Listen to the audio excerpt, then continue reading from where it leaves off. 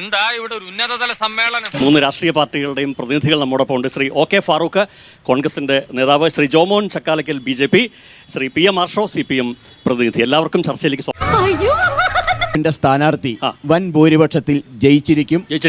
തീർച്ചയായും. രാഹുൽ മാങ്കൂട്ടത്തിൽ MLA ആയി തുടങ്ങി വെച്ച വികസന പ്രവർത്തനങ്ങൾ ഈ കഴിവ് വ്യക്തമായി. താങ്കൾ ആദ്യം തന്നെ രാഹുൽ മാങ്കൂട്ടത്തിൽ എന്ന് പറഞ്ഞു. രാഹുൽ മാങ്കൂട്ടത്തിൽ നിന്ന് ഇവിടെ ഉറക്കെ പറയാൻ പേടിയും പ്രശ്നമൊന്നുമില്ല. ഒരിക്കലും അത്രയ്ക്ക് മോശമായ പ്രാണനെ പറ്റി വികസന ഒരു MLA എന്നുള്ള രീതിയിൽ അയാൾ മണ്ഡലത്തിൽ ചെയ്ത വികസന പ്രവർത്തനങ്ങൾ ഈ പറയുന്ന ഇടത് വലത് മുന്നണികൾക്ക് അല്ലെങ്കിൽ BJP പോലുള്ള മുന്നണികൾ അവരുടെ വാർഡുകളിലേക്ക് അടക്കം എന്തുകൊണ്ട് അങ്ങനെ ആയിക്കൂടാ? ഇതിനാരെങ്കിലും ഒരു ബദൽ പറയാനുണ്ടോ? എന്താണ്?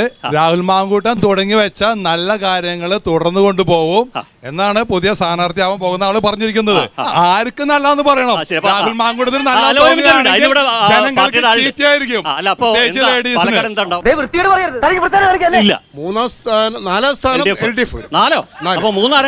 ഞാൻ ഇവിടെ നോമിനേഷൻ കൊടുക്കുന്ന ഒരു സ്വതന്ത്ര സ്ഥാനാർത്ഥി. താങ്കളാണ് 3. 4ാം സ്ഥാനം LDF. കാരണം അത്രയും മോശമായ സ്ഥാനാർത്ഥിയാണ് അവർ കിട്ടിയിരിക്കുന്നത്. വളരെ ദയനീയമാണ്.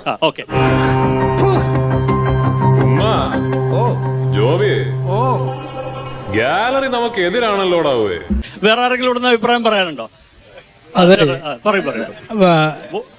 അരിവാൾ ചുറ്റിക നക്ഷത്രത്തിൽ നമുക്ക് സ്ഥാനാർത്ഥികളില്ലേ എന്നാണ് ഒരു അഭിപ്രായം. കാരണം അരിവാൾ ചുറ്റിക നക്ഷത്രത്തിൽ സ്ഥാനാർത്ഥി ഇല്ലാത്തത് കൊണ്ടാണോ ഇടതുപക്ഷം ഒരു പൊതു സ്വതന്ത്രനെ തേടി പോകുന്നത്? അപ്പോ ഇടതുപക്ഷത്തിന്റെ ഒരു പോരായ്മയായിട്ട് അത് കാണാം. അതുകൊണ്ടാണ് അദ്ദേഹം പറഞ്ഞത്.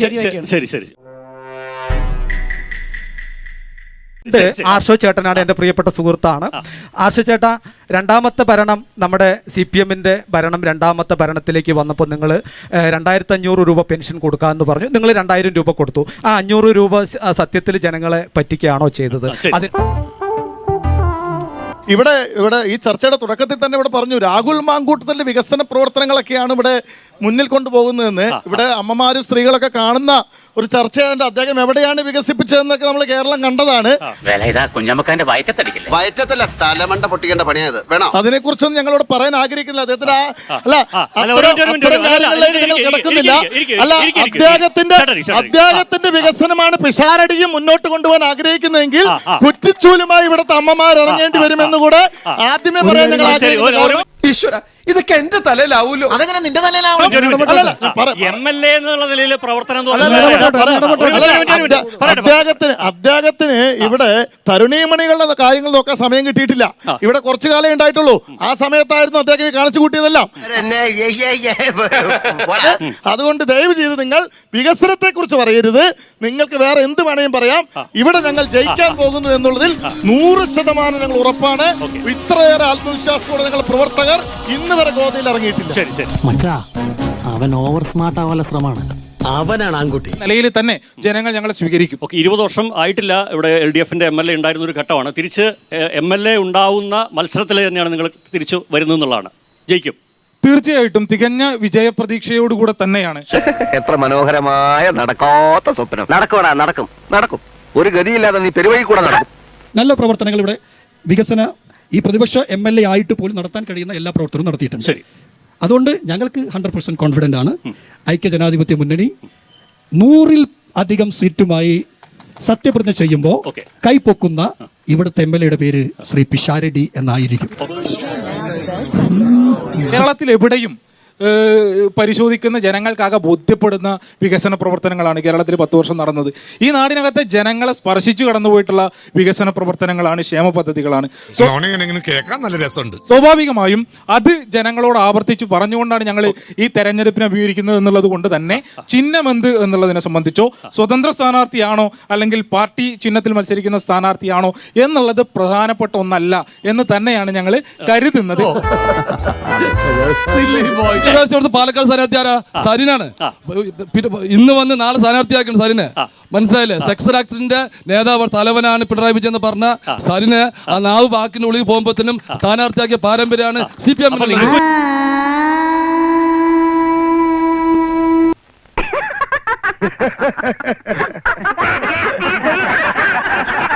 പ്രത്യേകിച്ച് പറയാനുള്ളത് LDF-ന്റെ UDF-ന്റെ ഭരണം പൊതുവെ എല്ലാവരും മടുത്തിരിക്കും.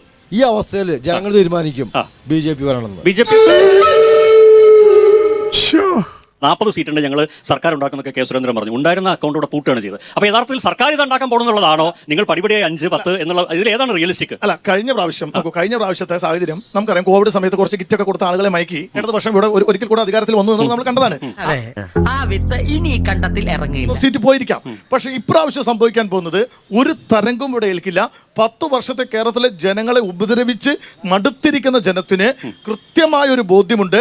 ഇടതും വലതും ഇവിടെ ഭരിച്ചു മുടിച്ചിരിക്കുകയാണെന്നൊരു ബോധ്യത്തോടു കൂടെ കൃത്യമായി അവർ BJPക്ക് പറയുന്നതിലും കാര്യമുണ്ടെന്നേ സൂചിപ്പിച്ചു. കുടുംബ രാഷ്ട്രീയം എന്നുള്ള നിലയിലേക്ക് സൂചിപ്പിച്ച് ഇദ്ദേഹം 3 പേരുകൾ ഉന്നയിക്കുന്നതിനായി. ഒന്ന്, ഈ പറഞ്ഞ DOF മുൻ അഖിലേന്ത്യാ പ്രസിഡന്റ് ആയിട്ടുള്ള PM മുഹമ്മദ് റിയാസിന്റെ പേര്. അദ്ദേഹം കേരളത്തിനകത്ത് വിദ്യാർത്ഥി പ്രസ്ഥാനം മുതൽ നടത്തിയിട്ടുള്ള രാഷ്ട്രീയ പ്രവർത്തനം എന്തെന്നുള്ളതിനെ സംബന്ധിച്ച് ഈ നാട്ടിലെ ജനങ്ങൾക്ക് ബോധ്യമുള്ള കാര്യമാണ്. സംസ്ഥാന ജോയിന്റ് സെക്രട്ടറി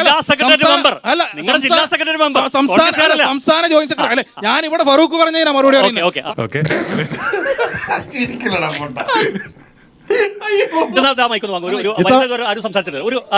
ഇത്തവണ കൃത്യമായി CJP ഉന്നയിക്കുക തന്നെ ചെയ്യും. എന്താ ചിരിക്കുന്നത്? അല്ല, നിന്റെ തമാശ എനിക്ക് ഇഷ്ടായി. ഞാൻ സീരിയസ് ആയിട്ട് തന്നെ പറഞ്ഞു. അതെ, അതാ എനിക്ക് ചിരി വന്നത്. നിങ്ങൾ ഉന്നയിക്കുന്ന പോയിന്റ് കഴിഞ്ഞു.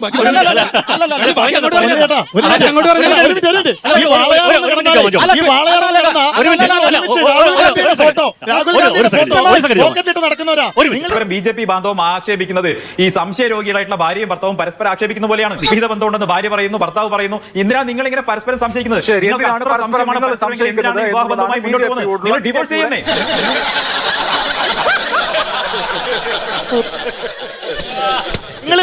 ഞങ്ങളെ കൂട്ടുപിടിക്കണ്ട. ഈ വാളയാറ് കഴിഞ്ഞ രാഹുൽ ഗാന്ധിയുടെ ഫോട്ടോ പോക്കറ്റിലിട്ട് നടക്കുന്ന ആർഷോയുടെ പാർട്ടിയും ഇവരും ഒന്നാണ്. നിങ്ങൾ ഒരു മുന്നണിയാണ്. കിട്ടിയാ ഇല്ല ചോദിച്ചു കാര്യം മാത്രം ചോദിക്കട്ടെ. ഇപ്പോൾ തുടക്കത്തിൽ ഈ രാഹുൽ മാങ്കൂട്ടത്തിലുമായി ബന്ധപ്പെട്ട പല കാര്യം ചോദിച്ചല്ലോ. ഇവിടെ ഈ പുതിയ സ്ഥാനാർത്ഥി വരുമ്പോൾ കഴിഞ്ഞ സ്ഥാനാർത്ഥിയുടെ എന്തെങ്കിലും തരത്തിലുള്ള പ്രശ്നങ്ങൾ നിങ്ങൾക്ക് എന്തെങ്കിലും ബുദ്ധിമുട്ടാവാൻ സാധ്യത? കഴിഞ്ഞ സ്ഥാനാർത്ഥിയുടെ പേഴ്സണൽ പരമായിട്ടുള്ള പ്രശ്നങ്ങൾ ഞങ്ങൾ ഇവിടുത്തെ പാലക്കാട്ടെ ജനങ്ങൾക്ക് നോക്കേണ്ട കാര്യമില്ല. അങ്ങനെ നോക്കിയിട്ടുമില്ല. പാലക്കാട്ടെ പ്രശ്നമില്ല.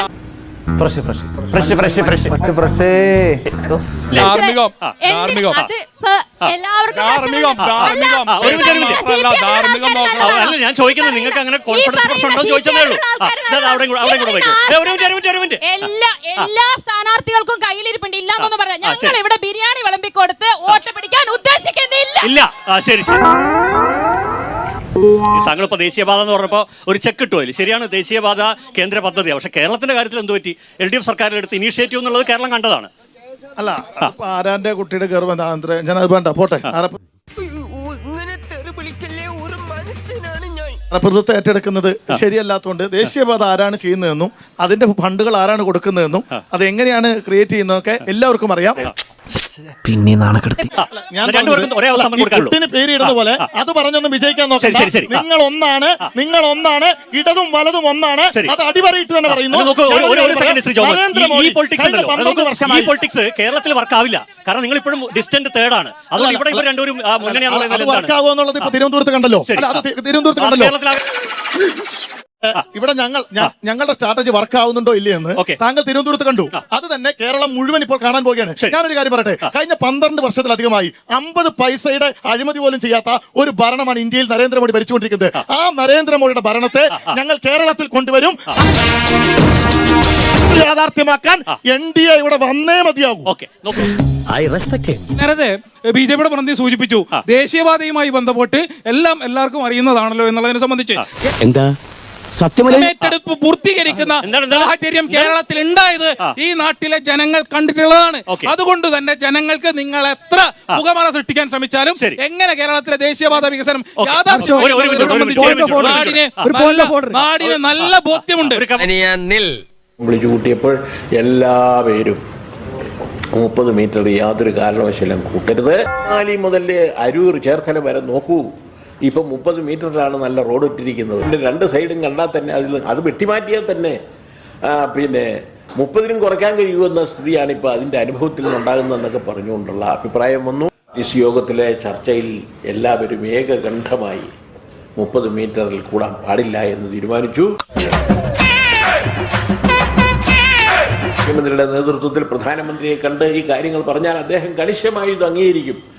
എന്ന് പറഞ്ഞിട്ട് ഉള്ള അഭിപ്രായമാണ് വന്നത്. ഞങ്ങളുടെ ഹൈവേയുടെ വീതി കൂട്ടണം, കൂടുതൽ ഫെസിലിറ്റി വേണമെന്ന് പറയുമ്പം ഞങ്ങളുടെ ഹൈവേക്ക് വീതി കുറച്ചു തരണം എന്നും പ്രധാനമന്ത്രിക്ക് അപേക്ഷ കൊടുത്ത ഏക സംസ്ഥാനം കേരളമാണ്.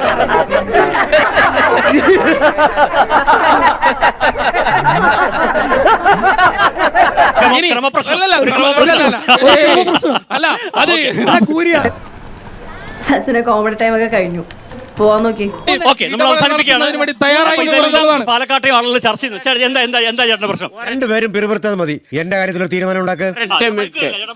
അതെ, എനിക്ക് പറയാനുള്ളത് മനോരമ ചാനൽ അയ്യപ്പദാസിനെ കൊണ്ടും നിഷയെ കൊണ്ടും പിന്നെ സുരേഷ് ഏഷ്യാനെറ്റിലെ വിനു അവരെ കൊണ്ട് ഞാൻ പറയാണ്, നാട് നന്നാണെങ്കിൽ താമര വിരിയണം.